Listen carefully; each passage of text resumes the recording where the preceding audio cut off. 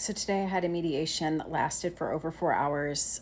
It was not a situation that really needed, a mediation that would require 4 hours. But the main problem that we had was payment of medical bills, and it was complete nonsense. And I just want to explain how frustrating this can be. My client had to be transferred to the emergency room, and they, at that point he doesn't have the work comp information, so he gets a bill later, which this happens.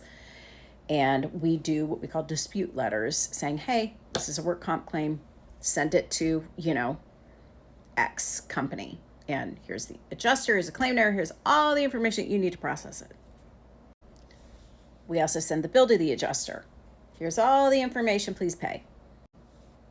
We did that back in, we got all the documentation in the summer, last summer. So you're talking at least 6-7 months ago. Did anybody pay it? No. Then one of the bills got sent to collections. Called collections. Collections is like, well, initially he was given a discount. It was $10,000. It was given a work comp, you didn't have insurance discount of $8,000. So just to let you know that you always should negotiate bills, because it was $10,000. They just knocked $8,000 off right away. It was like $2,000 left. But then when it got sent to collections, they're like, oh no, it's $10,000 again. And by the way, we can't give it back to the hospital because we bought the debt. So now I have to go back to the insurance company and say, hey, please process it on the form 1500 with the CPT codes and send it to this guy, and do that again and hope that the adjuster will finally pay. And we reached a tentative settlement. The adjuster doesn't pay. They still have, the state board still has jurisdiction to handle the issue. So I could still file a hearing request to enforce a settlement, which includes payment of those bills.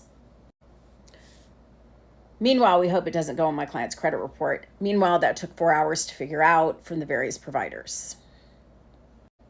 Also, of course, that's not just the bill. That was for the emergency room charges. That was for CT scans.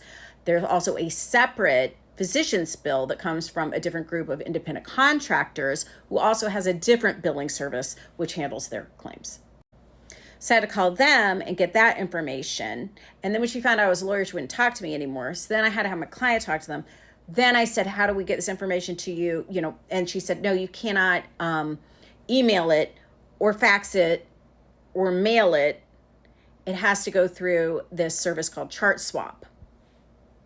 But the other billing department said, no, you can't email it, fax it. It has to go US mail. And, that's really super reliable these days. So if you're wondering why I have a headache, you're not wondering, but I have a headache now because of that. And I can't imagine at least this is my job, but I can't imagine for people, it's not their job.